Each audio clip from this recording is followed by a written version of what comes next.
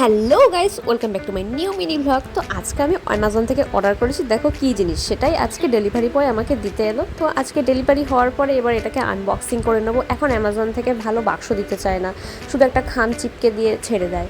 তো দেখো, তোমরা তো ছবি দেখে বুঝতেই পারছো যে আমি কি অর্ডার করেছি। তো চল এবার এটা আনবক্সিং করে দেখা যাক যে প্রোডাক্টটা কেমন আছে, ঠিকঠাক আছে কি না।